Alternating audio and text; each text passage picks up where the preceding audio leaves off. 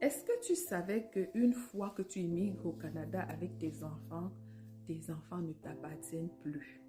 Ils appartiennent au gouvernement canadien. Ça, je l'ai appris avec le temps. Et j'étais choquée, ok?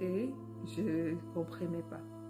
Voici pourquoi tes enfants ne t'appartiennent plus. Donc, quand tu te prépares à venir t'installer au Canada, il faut que tu l'intègres dans ta tête. Tes enfants ne t'appartiennent plus.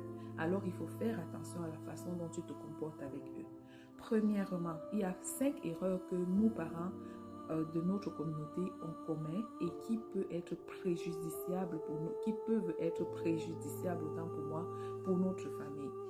La première erreur, c'est par exemple, de 1, interdit de frapper un enfant au Canada, même si c'est légèrement une petite tape, c'est interdit parce que frapper un enfant peut être considéré comme de la maltraitance. Deuxième chose que tu dois savoir, c'est que il est interdit, tu ne peux pas laisser ton enfant seul à la maison avant qu'il ait atteint l'âge de 12 ans, que ce soit à la maison, que ce soit dans la voiture.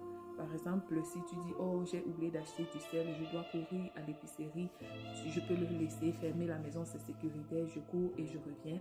Tu ne peux pas faire ça au Canada parce que le faire, c'est interdit et c'est aller contre la loi.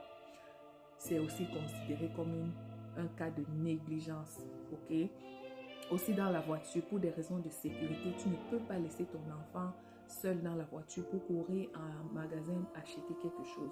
On a eu des cas d'enfants qui ont déjà en été à cause de l'extrême chaleur parce que leurs parents les avaient fermés dans la voiture. Ce n'est pas une bonne idée. Une autre chose, troisième chose que tu ne peux pas faire, il faut savoir que si ton enfant est malade et que tu ne l'amènes pas à l'hôpital, ça veut dire que l'enfant est malade, tu dis, oh, je vais utiliser mes astuces de grand-mère pour soigner l'enfant.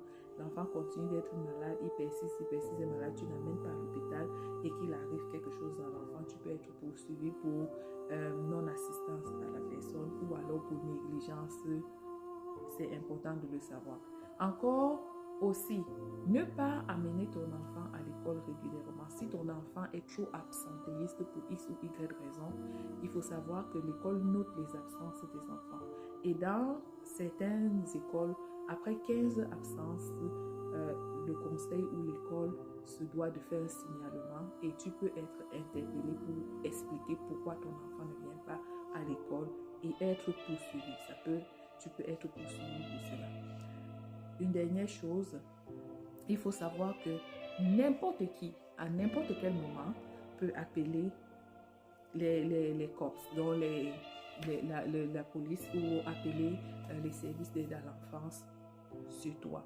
Si par exemple tu es dans un voisinage et que le voisinage observe très souvent, voit que tes enfants sont souvent seuls, tes enfants sont souvent mal habillés, mal nourris et tout ça, on peut appeler l'aide à l'enfance sur toi. Donc que ce soit les voisinages, que ce soit l'école, que ce soit une tierce personne qui t'a observé et qui se rend compte que tes enfants, selon la personne, ne sont pas bien entretenus, tu peux être interpellé. Ils peuvent appeler des services sur toi. Qu'est-ce qui arrive donc si tu te trouves en face de cette situation et qu'on appelle des services sur toi? Je te dis ça dans une autre vidéo.